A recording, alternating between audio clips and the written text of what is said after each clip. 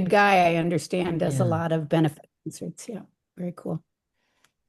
Well, let's get started. Welcome everyone to our Infomar. And I always joke that during the pandemic, I got so sick of webinar that I create MOHC has our own version of it. It's called an Infomar. So our idea is that we bring information to you that we hope helps your work and motivates you and just gives you ideas. So that's behind the Infomar. So welcome to Get to Know the Association of Critical Dental uh, Providers Minnesota, CAD Minnesota. I'd like to introduce our presenters. First, Dr. Sheila Riggs is recognized as an academic and policy leader with an established record in developing and implementing innovative results through a balanced portfolio of peer-reviewed research and hands-on community engagement. She has navigated a uniquely influential career as a dentist, epidemiologist, academic, corporate executive, and policy advocate. In recognition of Dr. Riggs's impact, she was selected as the 2016 Distinguished Alumni for the Harvard School of Dental Medicine. Dr. Riggs has held positions as the chair, Dental Department of Primary Dental Care at the University of Minnesota School of Dentistry. She has also served as the community engagement team for the university's Clinical and Translational Science Institute, pursuing a wide range of critically important research interests related to the overall health status of communities and populations. Dr. Helgeson is one of the founders of Apple Tree Dental, an innovative nonprofit organization that operates 8 centers for dental health and delivers on-site care in collaboration with more than 150 urban and rural organizations. Dr. Helgeson serves as Apple Tree's Chief Executive Officer, managing a professional staff of more than 280, which delivered over $44 million worth of dental care during 2023. Apple Tree's community collaborative practice model has been replicated in North Carolina, Louisiana, and California, and has received recognition from the Surgeon General, the American Dental Association, Oral Health America, and the Robert Wood Johnson and Kellogg Foundations. Dr. Helgeson attended St. Olaf College, majoring in physics, and completed his BS and DDS degrees at the University of Minnesota. Following dental school, he completed a 2-year postgraduate program in geriatric dentistry, and a special congratulations to Apple Tree Dental on reaching their 40th anniversary. Thank you. Very important. Yeah. So thank you. I will hand this off to our esteemed presenters. Great. Thanks, Mike, or Dr. Helgeson, for putting up the slides, and welcome everyone. As I look around the Zoom, we're all very key members of the policy team of the state of Minnesota as it relates to dental care. And so thank you all for spending a little time with us this morning as Mike and I, go through what exactly is the Association of Critical Access Dental Providers of Minnesota. We shorten that to CAD Minnesota because it really is based on that critical access payment bump that those of us who see a significant number of public program patients get thanks to some policy innovations. So I'm going to turn it over to Mike to kick off the talk. All right. Well, just a little bit about our mission and vision. So our vision is optimal oral health for our state. And I guess I would just underline it's everyone. It's all inclusive. Everyone belongs. And we really do want to team up with all of the stakeholders in Minnesota to accomplish that vision of optimal oral health. And our mission is to align policy. And policy has lots of forms. And of course, we have people on the call here from the Board of Dentistry and Department of Health and DHS and so on. So really policy broadly defined to align policy and payment in support of a statewide network of critical access dental providers delivering high quality oral health care access to all, especially our underserved Minnesota communities. And we recognize that that's a team sport.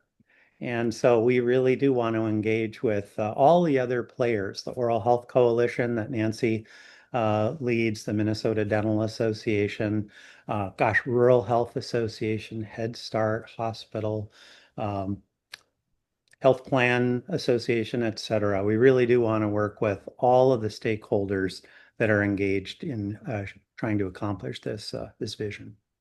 Turn it back to Sheila.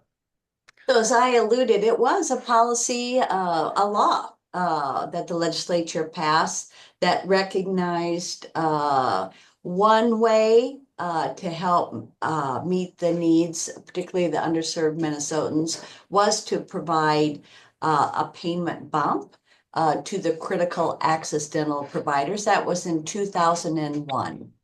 And as of about a month ago, of the 4,000 dentists in Minnesota, about 250 do see the amount of public program patients to meet that designation of being a CAD provider. So it's a small but mighty subset of all the Minnesota's dental providers, which of course, when a clinic is given that designation, dentist, dental therapist, dental hygienist, dental assistants, the whole team benefits from that CAD payment bump. And of course, our communities benefit because of increased access.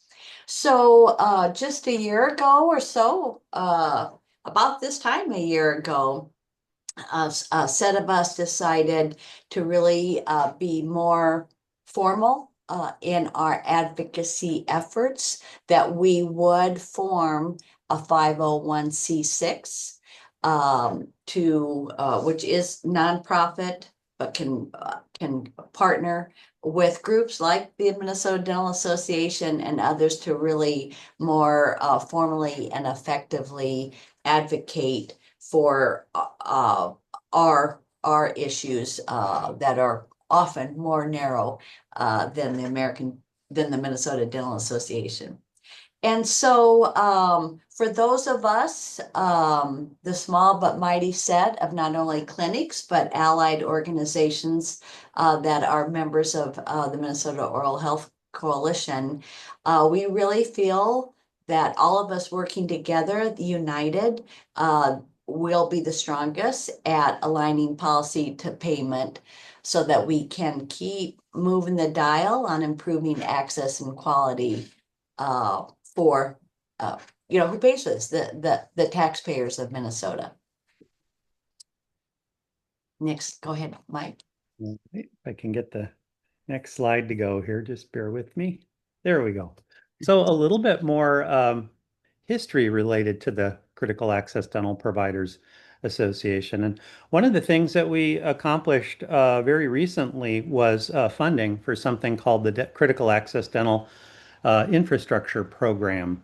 And that resulted in $2.5 million being appropriated for infrastructure grants to support the needs of both for-profit and nonprofit critical access dental providers. And I do want to shout that out, that while many of the critical access providers are nonprofits like the School of Dentistry and Apple Tree and Community Dental Care and so forth, there are many, and in fact, a rapidly increasing number of private practices, especially in greater Minnesota, that are structured as for-profit entities. And both for-profit and not-for-profit critical access providers are members involved in leadership, serving on the board of the Critical Access Dental Association. And just a little bit about those infrastructure grants. Those ranged from about $100,000 to over $400,000. And between 10 to 15 of those grants were awarded. And those were things like adding additional chairs so more patients could be seen, replacing aging infrastructure. And again, critical access providers, 50, 60, 70, 80% of their patients or more are enrolled in Minnesota healthcare programs. So those organizations don't really have a profit margin to be able to purchase new equipment or replace equipment, that sort of thing. So that's having a far-reaching impact, creating more infrastructure so more patients can be seen around the state. Another example of our work was involvement with the Dental Home Pilot Project, and that involved passage of legislation to develop dental home demonstration projects. And those were designed to increase access, improve outcomes for patients, promote early interventions, and integrate medical, behavioral, oral health, and improve care coordination so that patients have ongoing sources of comprehensive care that's well integrated across all of their needs, transportation, uh, et cetera, translation, things along those lines. And then I think probably one of our biggest accomplishments, and again, this is before we were officially branded, just to be clear, but this is the predecessor group that led to it, was really major legislation that went through that involved really the biggest investment in the dental program in Minnesota in decades. And that was a team effort, really working very closely with MDA leadership, bipartisan leaders in House and Senate, um, teaming up with John Pornor, who I want to shout out, is our government affairs director at CAD Minnesota, formerly ran government affairs for 3M globally for several decades before retiring. And he is an incredible resource to help guide how we work as individuals, as members, with our lobbyists, collaborating with other lobbyists from other associations and things like that. And so teaming up together, we were able to reach a compromise that involved significant investment in non-critical access providers. In fact, a disproportionate amount of the dollars that flowed into that flowed into non-critical access providers to get them to become more engaged in the program, but also preserving and sustaining funding for the critical access providers. And this is millions and millions and millions of dollars every year that is flowing into increased access to care from both CAD and non-CAD providers. So we're really, really proud of that work and would like to continue that as we head into the years ahead. With that, I'll turn it back to Sheila. And just for semantics sake, I want to make sure everyone knows CAD Minnesota. Yes, they get the CAD bump, but another term for them is safety net providers. And the membership of the CAD Minnesota, the 501c6, is clinics from both urban and rural safety net providers. It kind of cuts across all kinds of clinics. A few of our members, of course, School of Dentistry, Apple Tree, Health Partners, Hennepin, but also Northern Dental Access, Grand Marais Family Dental. We could just kind of go through the list, but again, what is so wonderful is to have a very concentrated voice about linking policy to payment for public programs and this dispersion around the state so we can reach as many bipartisan legislators as possible with clinic visits and with our advocacy. Go ahead, Mike. All right. Well, a few 2025 CAD Minnesota achievements. I think the biggest one was again working with all the other leaders. Nothing happens at the legislature without broad engagement. But I think it's fair to say that the Critical Access Dental Association was sort of the tip of the spear structuring legislation that triggered a 2-year delay in an effort led by certain legislators to transition to a single dental administrator. And we currently have a system with many administrators, and there are features of that system that need to be preserved no matter what as we move forward. And again, this was bipartisan legislation. There was broad agreement that rushing into a new model without really thoughtful consideration of all the impacts that might have would be very, very harmful.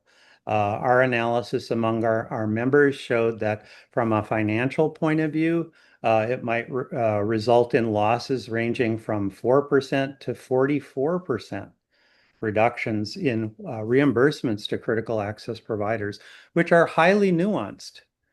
Different geographic areas have different reimbursements for very good reasons based on different cost. We have factors related to specialty care and complex care that various CAD providers provide. And we need to have systems that recognize all of these various unique geographic, patient-specific needs, medical, dental, behavioral integration needs, things along those lines. And so we really led the effort to have an all-inclusive planning effort to really think through a change of this magnitude and what needs to be considered as such a big change is being considered. And that resulted in a work group being created. And that work group includes some of our critical access board members involved wearing different hats. Dr. Mary Syro from Hennepin Healthcare is the DSAC chair currently. And this work group is being carried out under the umbrella of the DSAC committee. And the lead person for the work group is Dr. Sheila Riggs here.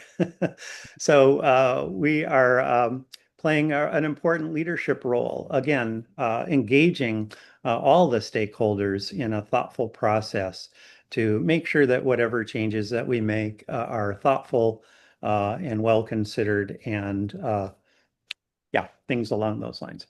I think the second point is that we've become recognized as a unified voice for the CAD providers among policymakers and elected officials, again, on both sides of the aisle.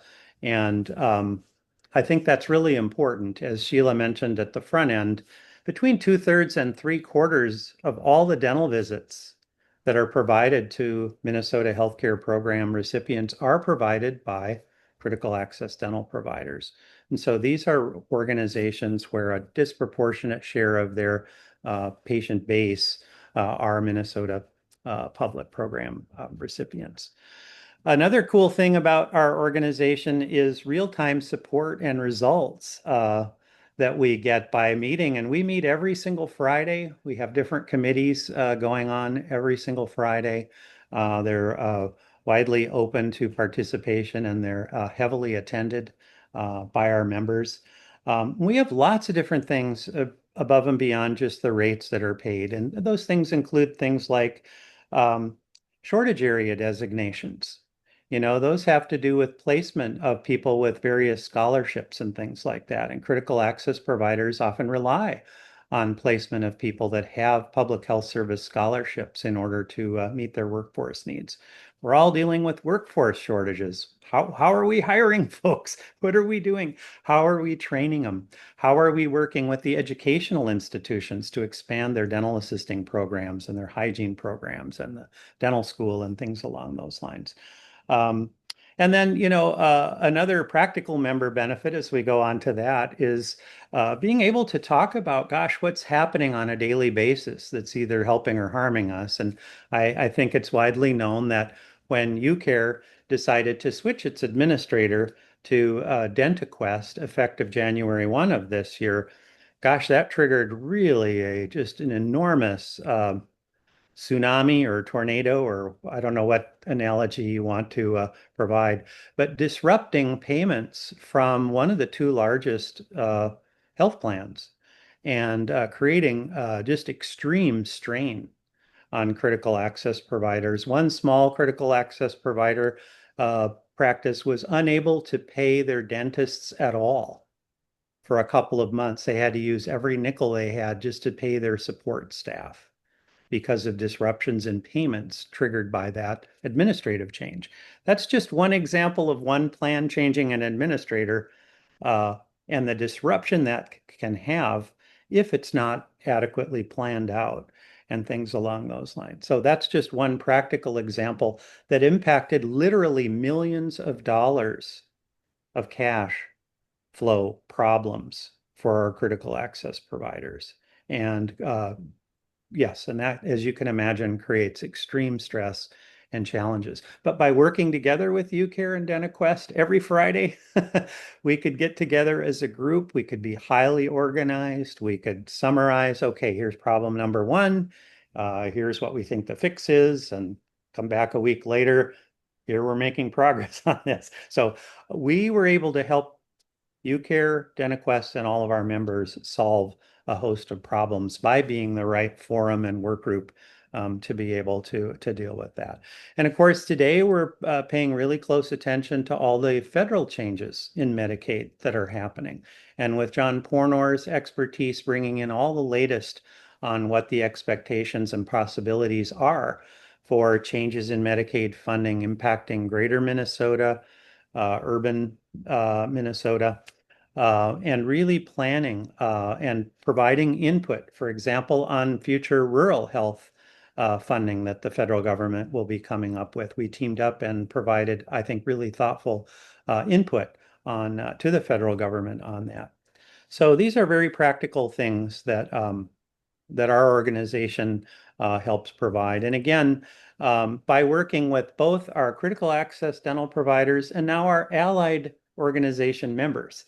And real excited about that. The Minnesota Dental Association is one of our allied organization members, and we're reaching out to the county-based purchasing organizations, the health plans, Rural Health Association, Hygiene Association, et cetera, et cetera. We're going to be opening up that allied membership opportunity to many of our other organizations that we work with. So with that, I think I will turn it over to Sheila. And just to follow that, we're opening up the allied membership to any and all of you who are on this Infomar right now, or who will view it on the YouTube channel. And I am privileged to say that I chair the board of CAD Minnesota. Mike's the treasurer. And we invite you all, individuals, organizations, whoever would like to participate in it, because we are strongest when united. And so we now have the forum and the way of working with policymakers to have the strongest voice possible for aligning policy to payment mechanism, which really is what opens up access to the 1.5 million Minnesotans who are on public programs. 1.3 of those are on Medicaid, and about 200,000 are on Medicare. And so we want to, provide as much access as possible. So please contact me at sriggs@umn.edu or at Mike's email address there, because together we create real impact for the providers, the clinicians, the offices, and the communities we serve. And now we'll open it up for some questions. Wonderful. Thank you so much to both of you. And yeah, if you have a question, you can do a raised hand or just speak up. Anything that comes to mind. Yes. Nancy, thanks. Good morning. Carmelo here. Thanks again, Sheila, and Mike, and Nancy for hosting this. Yeah, the Minnesota Dental Association is excited to be an allied member of CAD Minnesota, so thank you. Question, you talk about some of the committees, and I don't know if this is the right forum, but just sort of understand how we as an allied member can participate, at what level with committees, et cetera, and how do we get information on the various committees, who sits on them, when they meet, et cetera. So we have bylaws and I see Anila Prabhu and Deb. I think we have a one-pager on the allied membership, and maybe you could share screen if you can pull it from some file somewhere, or maybe Anila, you can just give the top 3 highlights. I think what I will do, Carmelo, if it's okay with you, I will reach out to you afterwards to let you know, because our bylaws, there is a difference between allied membership and our CAD provider membership. So we are, as both Dr. Riggs and Dr. Helgerson mentioned, we're in the process of truly reaching out to our allied members, and we are looking into the right forums to pull the allied membership together. So one of the things we have talked about is a quarterly update for our allied membership from our government affairs committee that Jacoby leads, so that you are aware of what's happening. Similarly, our industry affairs committee that Dr. Helgerson talked about, it is something where we talk about, best practices, general issues, day-to-day operations, and what our members are seeing, to give you an update on that. These are all things in the works, and in 2026, you will hear more from it, and we will, depending on how the response is from our allied membership, we can, we are very open to listen to you as our member and as an allied member and cater what you need from us. And I will definitely get back to you, send you a one pager as to what our committees actually do. Excellent. Thank you. I appreciate that.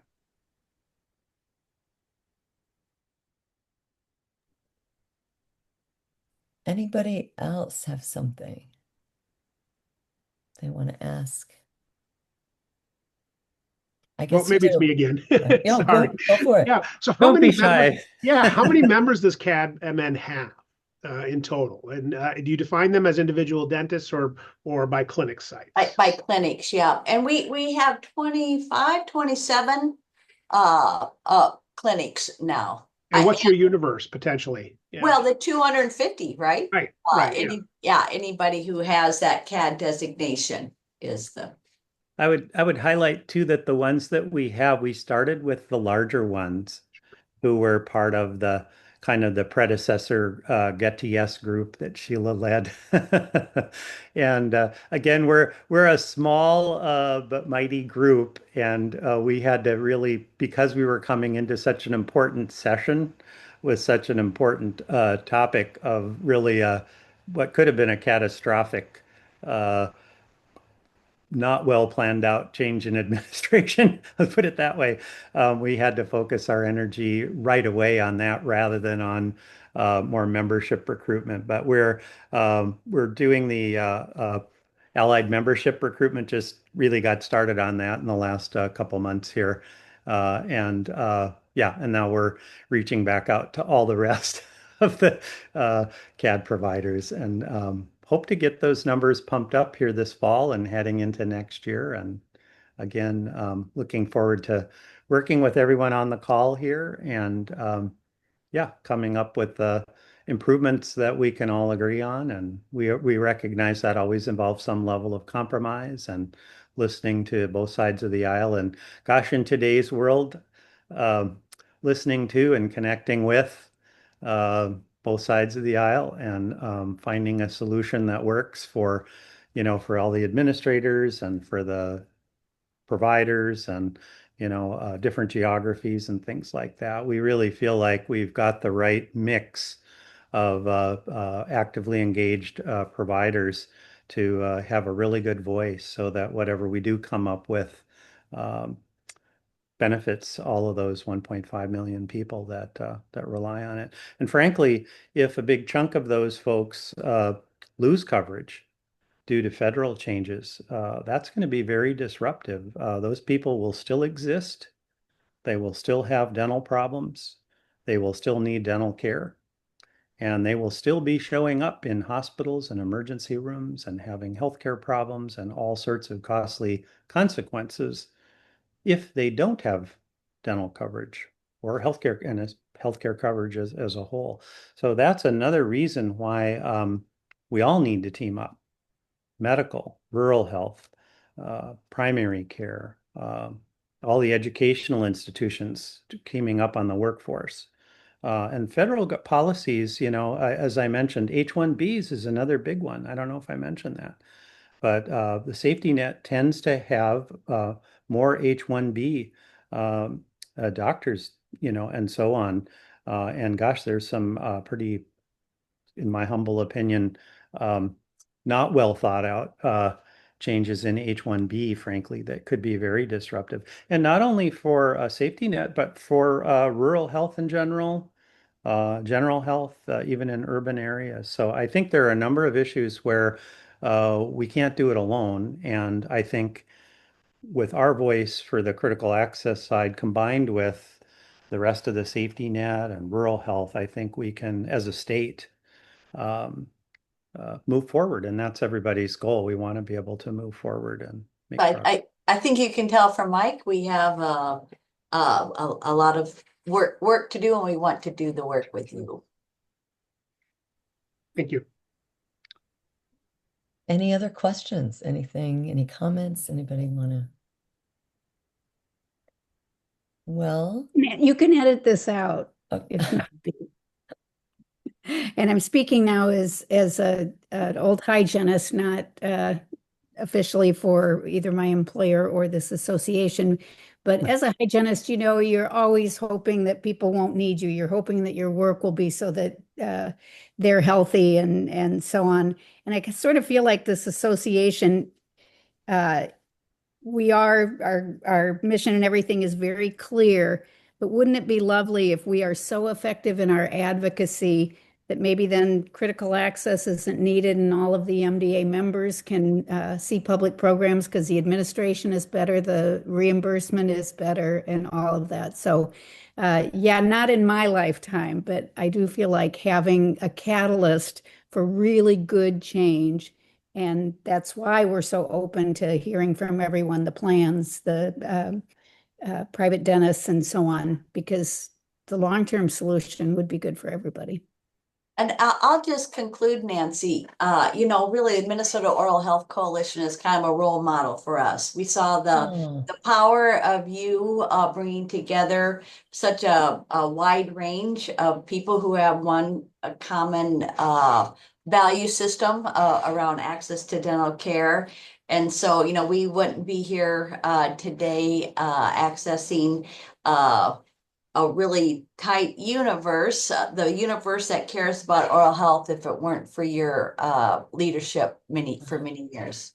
that, Thank you. wow, Yeah, that's really kind of you. you're Thank you. here. And I appreciate it. And thanks to Delta Dental Minnesota Foundation for supporting us all these years. All of us. Thank you. Yes, Yeah, All all of of us. I yes. know. They've been in the background That's for on sure. all of this stuff. All of us. Yeah, so thanks everybody. And yeah, and you know how to reach me. Now you know how to, if you didn't before, you know how to reach Dr. Riggs and Dr. Helgeson. And yeah, we really appreciate you taking this time to do this Infomar. And like I said, we'll put it on our YouTube channel, and I hope a lot of people get to see it.